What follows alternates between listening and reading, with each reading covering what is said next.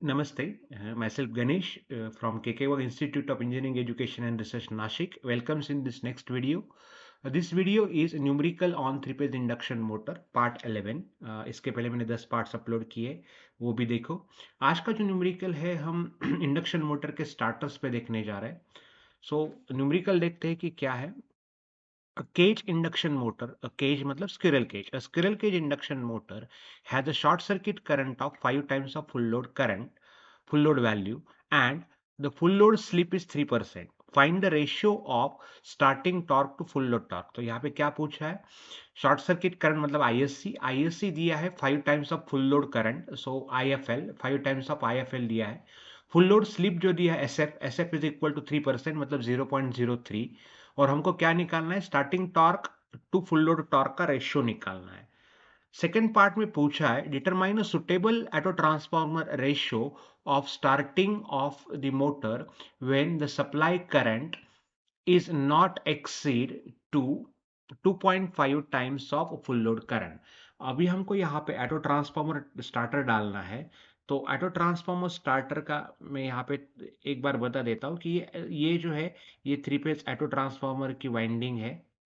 Suppose ये मैंने single winding draw की है. ये पहली वाइंडिंग है. यहाँ पे बी फेज का वाइंडिंग होता है. ये ऑटो ट्रांसफॉर्मर स्टार्टर है. यहाँ पे बी फेज है और यहाँ पे सी फेज है और आर वाई बी फेज भी आप उसको बोल सकते हो. और ये जो है ये यहाँ पे स्टार कनेक्टेड रहता है.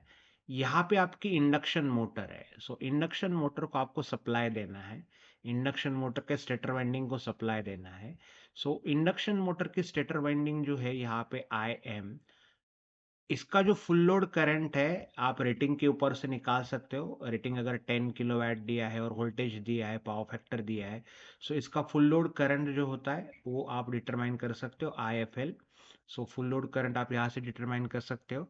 तो मैं अभी क्या करता हूँ, इंडक्शन मोटर को जो सप्लाई देना है वो ऑटो ट्रांसफॉर्मर के थ्रू दूंगा. सो ये आर फेज मैंने यहाँ पे कनेक्टेड किया. ओके, इंडक्शन मोटर के साथ ये तीनों वोल्टेजेस में दे देता हूँ. वाई फेज और ये बी फेज. ये एरो जो है वो एक साथ वेरी होता है. तीनों फेज एक साथ वेरी होता है. तो इंडक्शन मोटर के अक्रॉस जो वोल्टेज अप्लाइड होता है ये इतना वोल्टेज अप्लाइड होता है. So this voltage is x times.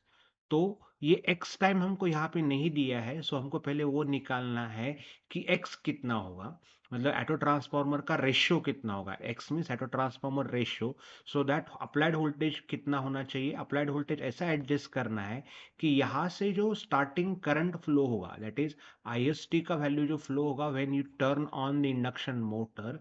सो आपको पोजीशन कहाँ पे रखना है ऑटो ट्रांसफॉर्मर का ताकि स्टार्टिंग करंट कितना हो. Starting current must be equal to, starting current कितना होना चाहिए, 2.5 times of 2.5 times of your full load current.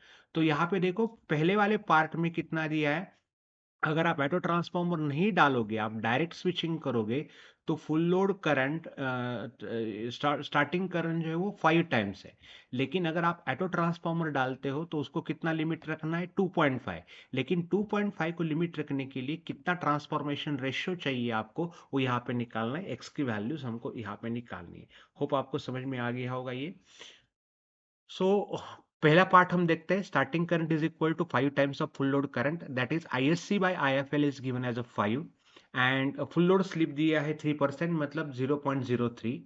So part one में डायरेक्ट स्विचिंग पहला देखते हैं हम. सो डायरेक्ट स्विचिंग अगर आप करते हो तो starting current is equal to short circuit current. Hence starting torque divided by full load torque is equal to ISC upon IFL square into SF. तो ISC बाय IFL का value जो दिया है इस प्रॉब्लम में 5 दिया है और फुल लोड स्लिप है जो 0.03. तो इसका आंसर आता है 0.75.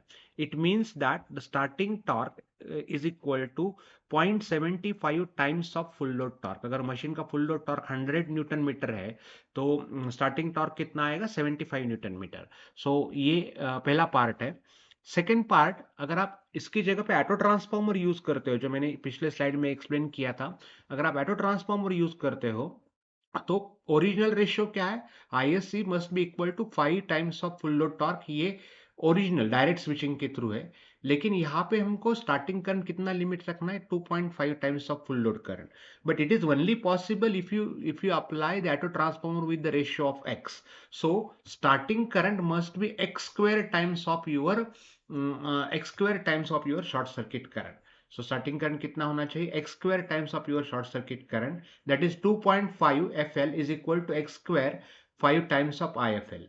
So IFL कैंसिल हो जाएगा. सो एक्स इज इक्वल टू, ये आप 5 को इस साइड में लेके आओ, 5 को आप अगर इस साइड में लेके आते हो तो 2.5/5 हो जाएगा. उसका रूट लेना पड़ेगा क्योंकि एक्स स्क्वायर है. सो रूट ले लिया तो 2.5/5 वो आता है 0.707. So in auto transformer starting torque by TFL is equal to x square into ISC square upon IFL square SF.